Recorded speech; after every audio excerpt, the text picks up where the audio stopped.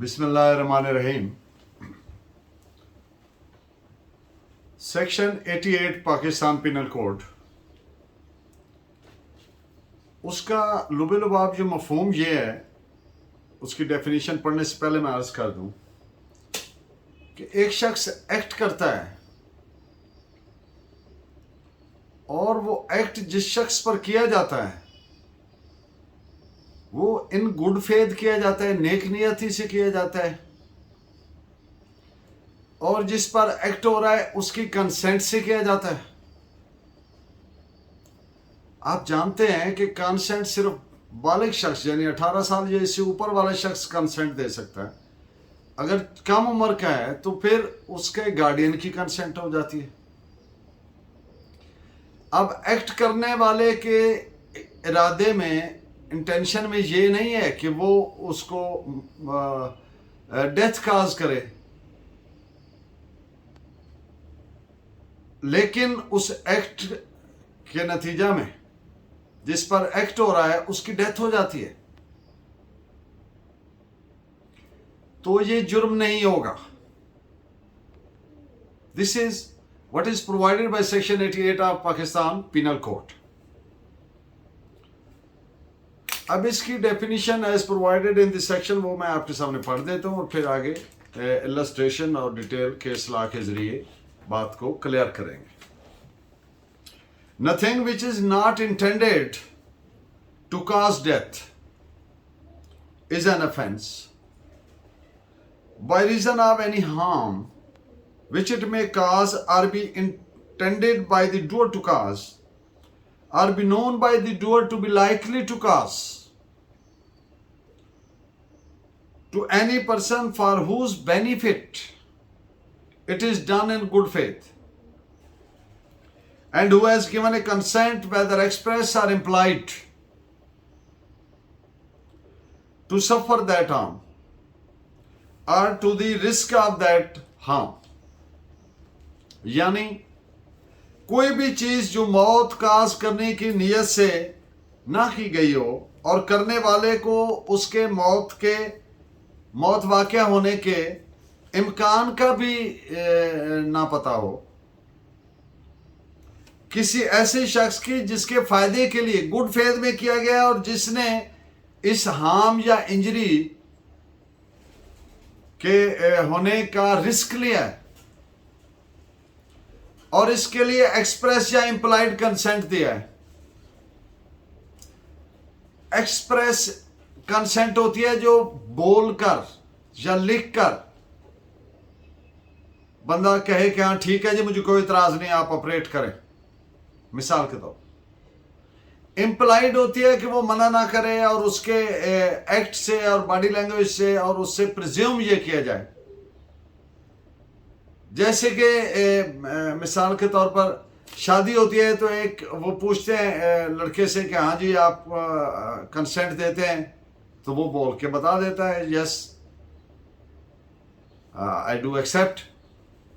और अब अगर वो लड़की है वो उसने नहीं कहा कि यस आई डू एक्सेप्ट, तो उसकी खामोशी यानी कि उसकी खामोशी से इंप्लाई होगा, वो खामोशी इस चीज की दलालत करेगी, कनोट करेगी। तो ये एक्सप्रेस और इंप्लाइड क्या हो गया।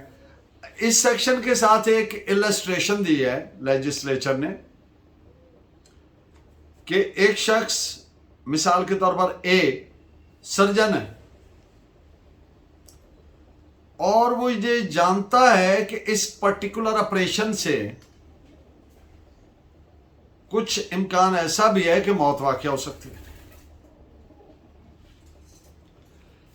और जेड जो पेशेंट है और वो शदीद तकलीफ में है, फिजिकल पेन है। ए जेड की मौत काज करने का कुतन कोई इंटेंडेड नहीं है, इंटेंशन नहीं रखता, और जेड के फायदे के लिए इन गुड फेथ और जेड की कंसेंट से ऑपरेशन करता है। अब अगर ऑपरेशन से मौत वाक़या हो जाती है तो ए का ऑपरेशन करने का जो एक्ट है ये अफेंस नहीं है as per section 88। Act not intended, वैसे इंटेंशन का जैसे कि लॉ में बड़ा एक डीप रूटेड अफेक्ट है। इस्लाम भी यही कहता है कि अमाल का दारोमदार नियतों पर है। तो सेक्शन 88 में the acts which are not intended, ऐसे अफआल या ऐसा फेल जिसमें नियत ये नहीं है कि हार्म काज करे, नुकसान करे। मैं क्लियर कर दूं कि सेक्शन 88 में लफ्ज हार्म जो यूज होता है इट कनोट्स फिजिकल इंजरी। हार्म से मुराद फिजिकल इंजरी है।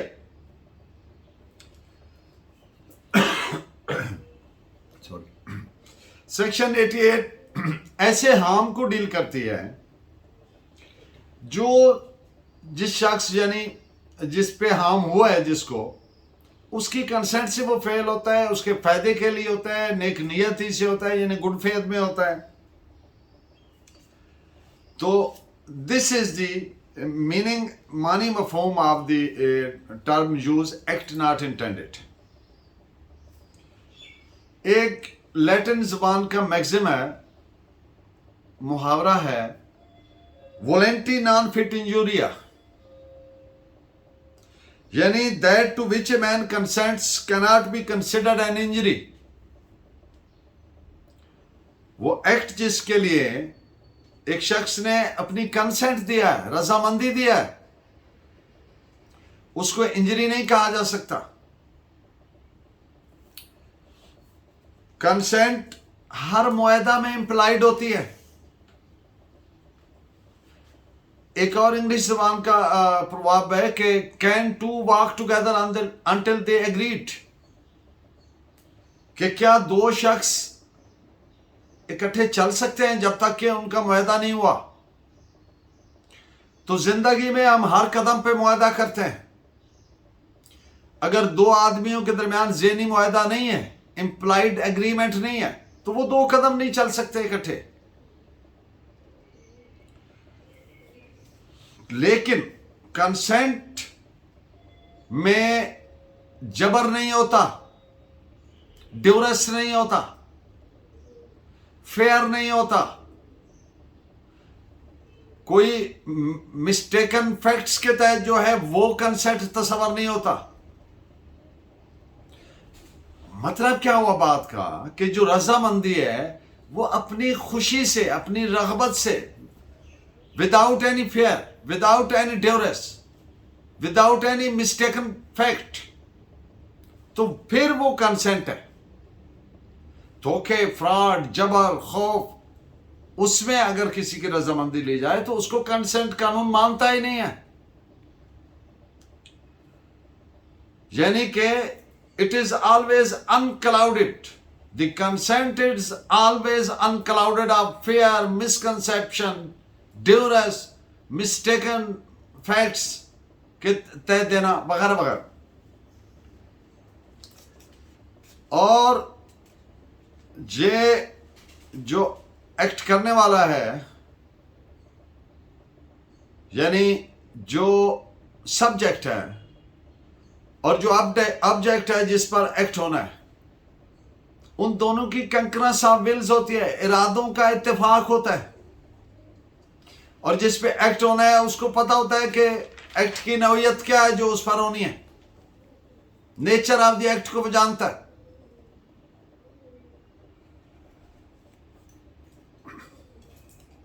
और कंसेंट दोनों सूरतों में कंसेंट तस्वर होगी, वेदर दैट इज एक्सप्रेस और वेदर दैट इज इम्प्लाइड। तो इस पे आप एक जजमेंट नोट फरमाएं, 1975 ब्रैकेट में 77 बॉम्बे LR 218। अब एक मुकदमा के कुछ फैक्ट्स आपके सामने रखता हूं।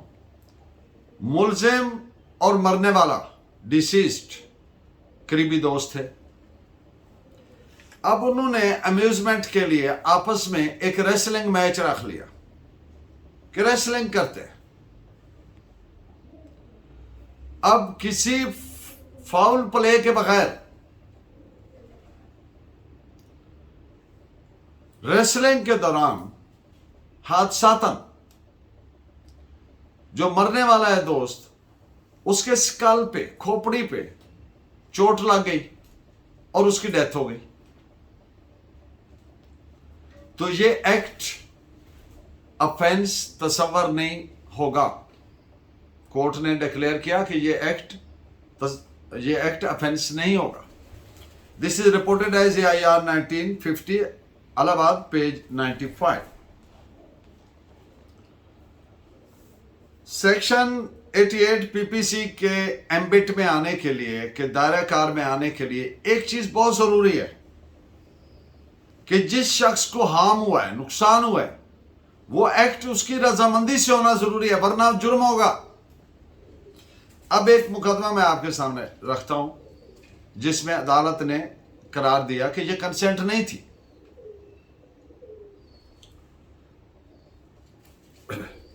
डेविल डांसर्स ने खामंद की कंसेंट से बीवी की कंसेंट के बगैर बीवी का इलाज शुरू किया ब्रांडिंग से। ब्रांडिंग आप जानते हैं, वो जो लोहा गर्म करके दागते हैं उसको कहते हैं ब्रांडिंग का। और इस इलाज में इंजरीज आने की वजह से बीवी की डेथ हो गई। तो अदालत ने यह करार दिया कि ये एक्ट करने वाले मुजरिमाना जिम्मेदारी के जिम्मेदार हैं। They are liable for the criminal liability. Reason, बीवी मेजर पर्सन थी, बालिग थी